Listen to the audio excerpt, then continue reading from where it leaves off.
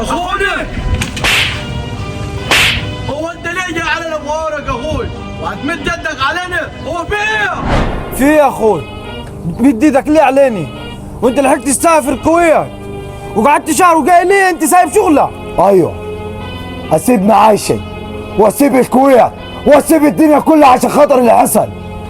هو التليفون اللي جالي ده الكلام ده صح ولا غلط؟ كلامي اللي سمعته وتليفوني اللي جالك قول لي في ايه؟ جالي تليفون واحد غريب من الشارع بيقول لي ان انتوا وديت ابوكم دار مسنين، صح الكلام ده؟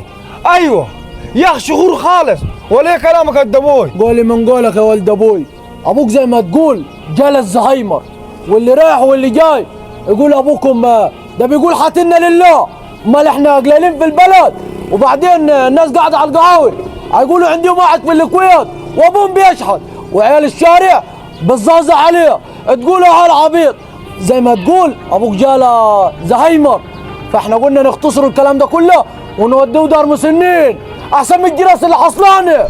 قول لي كده انت وهو ابوك جاله الزهايمر قمت ودوه دار مسنين؟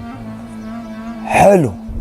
لا ما هو تمرة الرباية وتمرة اللبس اللي كانوا يجيبوا لكم وتمرة الاكل اللي كانوا ياكلوا لكم وتمرة السنين ده كله اللي كان يربى لكم وكبركم وخلاكم رجالي، بس العيب علي اللي انا سبت رجاله في البيت دي.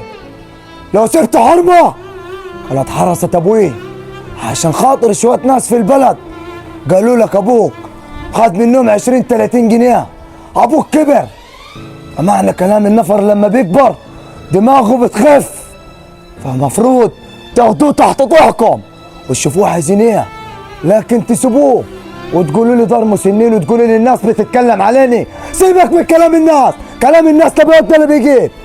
وبعدين اقول لكم ايه، انتم من النهار دي ما لكمش مكان عندي تاني في البيت. اولا قصه البيت دي سيبك منها خالص، والاسطوانه اللي انت جاي فيها دي محروقه، ابوك جاب لنا العار مع الناس، ما ينفعش يقعد في البيت تاني.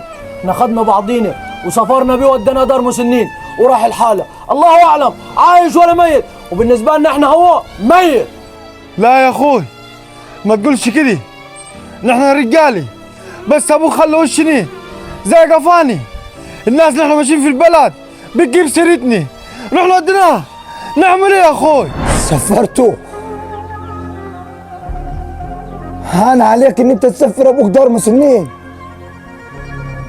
ما افتكرتش يوم حلو عملوا معاك ابوك.